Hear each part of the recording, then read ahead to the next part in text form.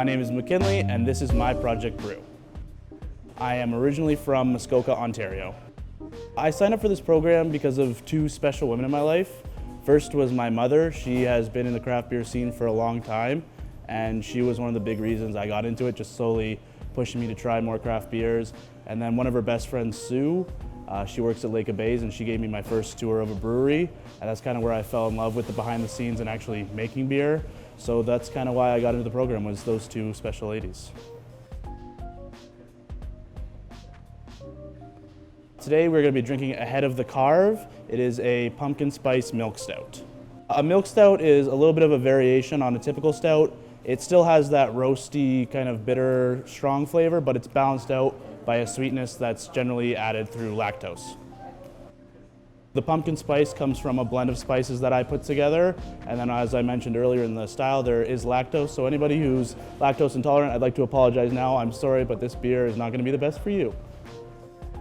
So before I decided what I was going to do, I didn't really have anything in particular that I wanted to brew, and then on the first week of class, we signed up for what day we're going to brew, and I didn't really think much of it, and then I realized I was brewing on October 1st.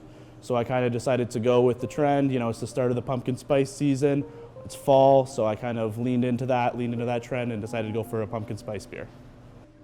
So the special instructions I would have while drinking the beer are to find yourself a nice comfortable chair, turn the lights down low, set the mood a little bit, turn on Don't Leave Me Lonely by Late Night Special, crack that beer, and then just let the ambience fill the room and enjoy. My brew day actually went pretty smooth. There was no real hitches during the actual brew day, but prior to even starting the brew, I emailed Brad and I asked just to make sure we had lactose in the brewery, and he did a quick check and we did not have any.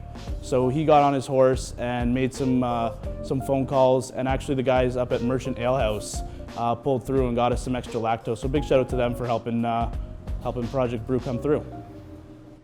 The only real change I would make is the spice is a little more subtle than I would have liked, so I would have used some deaerated water and made a bit more of a stronger spice tincture to bring that kind of aromatic and flavor out a little bit more. But other than that, I'm pretty happy with how it turned out. As of right now, I have an offer for Brunswick Beer Works in East York. It is not official yet, but it's pretty much guaranteed. So right now, I'm just looking to try and find a place and hopefully start there real soon. So I'd like to thank all our teachers, John, Brad, and George, for putting up with us for 4 extra months. We were only supposed to be here for 16, but they had to stick it out with us a little bit longer. And then just all my classmates. We got stuck with a real great bunch of people, and I'm just happy with the relationships I made and spending this time with some real awesome people. I got really lucky in that sense. So